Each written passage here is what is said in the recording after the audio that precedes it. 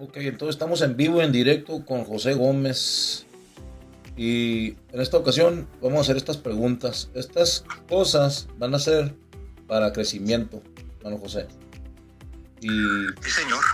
porque muchas veces uno dice, no, pues, ¿qué me puede enseñar un señor de la tercera edad o un señor de antes en estos días? Mas, sin embargo, yo creo que por la edad y por tanto tiempo que tienes, puedes compartir sabiduría. Y pues vamos a entrarle inmediatamente. Para todos los que están escuchando, que esto sea de beneficio para ti, porque a pesar de que tú también tienes otras personas que hablan a tu oído y escuchan sus consejos, por esta ocasión vamos a recibir palabra y sabiduría de nuestro hermano José. Dice, la primera pregunta, ¿cómo maneja usted los momentos de duda y desesperanza? ¿Cómo maneja usted los momentos de duda y desesperanza y qué consejo le daría a la gente que está pasando por esta situación?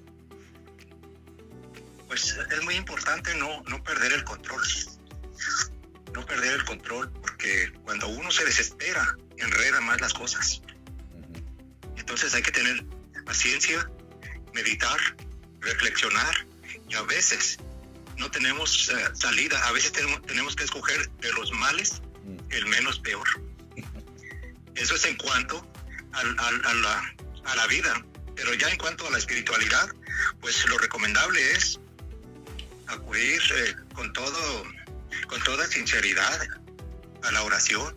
Y en la oración entra la meditación, la reflexión. Estas cosas que nos suceden en la vida y que no sabemos cómo controlarlas es por falta de conocimiento de la palabra de Dios. Me estoy refiriendo a lo que enseña la Biblia. Por eso yo recomiendo siempre leer mucho los proverbios del rey Salomón. Ahí hay mucha sabiduría y mucho consejo. ¿Qué momento de duda o desesperación tú has vivido que quieres compartir como testimonio? Pues en realidad, la mayor parte de los problemas, la mayor parte nosotros mismos los causamos. Nosotros mismos debemos de entender que somos los causantes de muchos de los problemas que llegan a nuestra vida por falta del desatino. Entonces, es necesario reflexionar en qué fallamos y tomar en cuenta que todo es porque sale uno de la norma de la vida, de las recomendaciones que el Señor da en su palabra. Vámonos para la pregunta número 2. Dice, ¿cuál es el papel de la fe en momentos de crisis? ¿Y cómo podemos ayudar para superar estos obstáculos? ¿Cuál es el papel de la fe en momentos de crisis? Pues es el más importante, el papel de la fe. Creer. Estamos hablando desde el aspecto cristiano. Creer que no está en nosotros solucionar muchas cosas, que tenemos que ponerlas en las manos de Dios y confiar. Hay un texto en la Escritura que dice que confíes en Dios y que creas que Él va a ayudarte a salir adelante. Y pues también está el texto ese, todo lo puedo en Cristo que me fortalece, que a veces parece un poco difícil decirlo porque sí, pues antipositivo puede parecer porque la mayoría de las cosas... Es que la fe es lo número uno. Dice, pero sin fe es imposible agradar a Dios. Así es. La fe no es opcional, no es opcional, es necesaria. Tenemos que creer. Al que cree, todo le es posible. Vámonos con la pregunta número 3 y tenemos total de 10 preguntas. Dice, ¿cómo puede alguien mantener la esperanza en un mundo lleno de problemas y desafíos? Esa es una buena pregunta. En primer lugar, debemos de saber que este mundo está gobernado por el príncipe de las tinieblas. Y que estamos precisamente, no venimos a este mundo de la fe, sino que de hecho, desde el día en que nosotros creemos, como que se declara una guerra entre el bien y el mal en nuestra vida. Sí, de manera que debemos de leer, por ejemplo, el capítulo 6 de Efesios, vestirnos de toda la armadura de Dios para estar fuertes contra las acechanzas de este mundo y de todas esas cosas que dices de adversidad. Tenemos que, es muy recomendable, no podría decir el capítulo 6 de Efesios, pero voy a mencionar algunas cosas. En primer lugar dice que debemos de tener la cuota de justicia. Debemos de andar en justicia, hacer las cosas bien, derecho.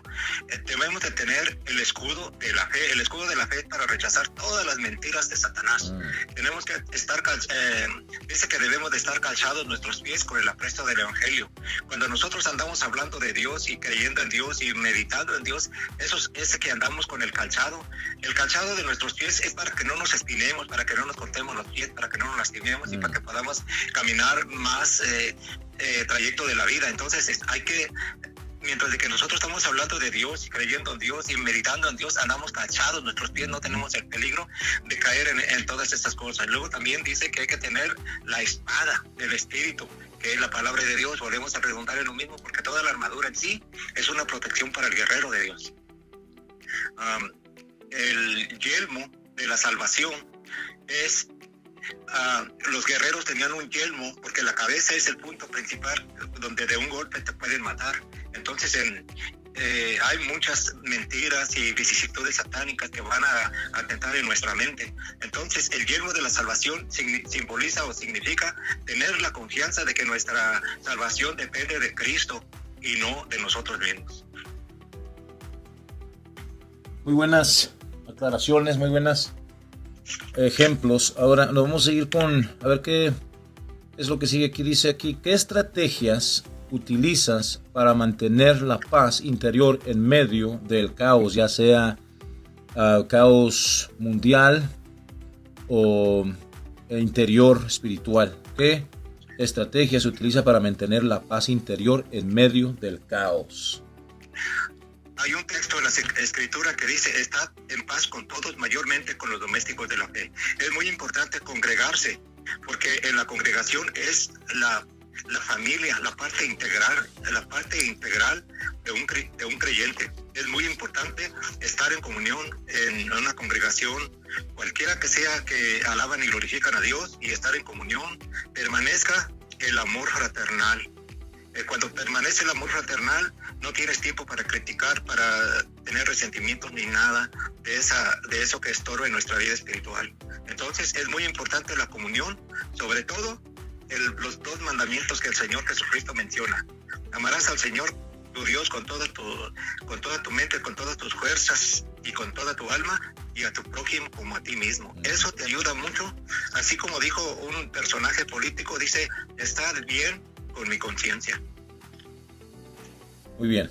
Dice, y esta está muy buena, esta pregunta, muy buena, porque parece como que si sin esta pregunta y la respuesta a esta pregunta no pudiéramos conducir la vida en su totalidad. Dice, ¿cómo puede alguien equilibrar la fe con la razón y la lógica en momentos de dificultad? ¿Cómo puede alguien equilibrar la fe con la razón y la lógica?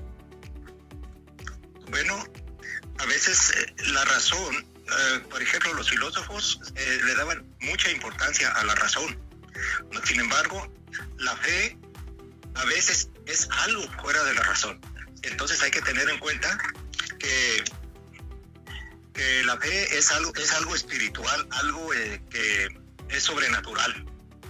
Y sí, tienes que tener en cuenta la razón siempre y cuando esté dentro del vínculo de la fe en Dios. ¿Y cuál era la otra palabra? La fe, la razón y ¿qué? La lógica. La lógica, bueno, tienes que tener, no debe de ser fanático. Esa sería la respuesta de la directa, fe. No ser fanático.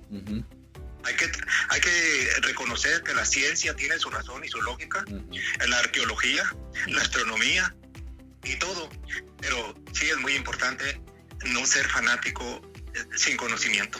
Hay que tener fe, pero con conocimiento y reconocimiento de las cosas de la vida. Una vez me enfrenté con una amistad que me dijo que orara por esta persona, y llegué yo con mi corazón pues doliendo por ver la situación, las circunstancias de su estado, y cuando oré, le empecé a decir a Dios: Señor, que sea tu voluntad levantar a esta persona. Y me detuvieron ahí en la oración y, como dices, fueron fanáticos a la fe. Y me dijeron, tienes que declarar que es sana. Y yo le dije, pues yo le puedo pedir a Dios que la sane. Y si es su voluntad, Dios la va a sanar. Pero si no es la voluntad de Dios, Dios no la va a sanar. Y me dijo, tú tienes que declarar. Entonces en ese momento ellos siguieron la oración y me habían invitado para orar. Pero pues ¿cómo vas a orar con alguien que está demandando? Que en la lógica o en la razón de esa enfermedad, que ya estaba en un estado, una etapa bastante avanzada, no podemos demandarle nada a Dios fanáticamente porque tenemos fe. Efectivamente, la declaración es un fanatismo y puede ser también un argumento de Satanás, porque nadie puede declarar, el único que puede declarar es Dios, porque Él es el que hace las cosas, no uno. Uno puede pedirle a Dios un milagro, a no ser que tengas el don de sanidad. Ese es otro detalle. Si tienes el don de sanidad, sí puedes decir o puedes recibir, porque ya entramos dentro de lo sobrenatural. Cuando Dios le declara a una persona en su corazón que esa persona va a sanar, esa persona puede declarar, pero tenemos que tener cuidado porque la Biblia habla de los profetas falsos. Dice, el profeta falso dice que declara que Dios le habló y no le habló. Dice el tal y no sucede lo que dijo, porque el profeta de Dios tiene que suceder lo que profetizó, pero el que no es de Dios, que Dios no le ha hablado, sino que habló de su propio corazón, dice, estos profetas tenían que ser apedreados. Hoy en día no existe esa ley, pero imagínate cuántas personas han declarado y no sucede nada. Exactamente, entonces vamos a dejarlo en estas 5 preguntas porque ya son 15 minutos y ya en el siguiente segmento vamos a hacer las otras 5 preguntas, pero finalizando esta información que se está dando en este momento, que usted está escuchando, y le damos las gracias que ha llegado hasta este momento, me gustaría que hermano José, mi papá, hiciera un saludo cordial para invitarlos a ustedes a una relación con Dios. Bueno, la relación con Dios es muy importante, mayormente en estos tiempos de confusión, de guerras, de rumores de guerras, y que sabemos que los cumplimientos proféticos parece que cada vez son más claros. Entonces es muy importante amistarse con Dios, porque en realidad eso es lo más importante de nuestra vida. Las riquezas, los bienes, la vanidad, como dijo el apóstol Juan, no améis al mundo ni las cosas que están en el mundo, porque si alguno ama las cosas de este mundo, los deseos de la carne, los deseos de los ojos, la vanagloria de la vida, dice que eso no proviene del Padre, sino del mundo. Entonces, dice que el mundo se pasa y sus deseos, pero el que hace la voluntad de Dios permanece para siempre. El Señor Jesucristo dijo a sus discípulos, vosotros sois mis amigos si hacéis lo que yo os mando. Entonces, lo más importante es amistarse con Dios por medio de sus mandamientos, y vuelvo a recomendar capítulos 5, 6 y 7 de Mateo, donde nos habla de los mandamientos de nuestro Señor Jesucristo para que podamos tener una buena comunión con Él y tener una esperanza de vida eterna. Dios les bendiga.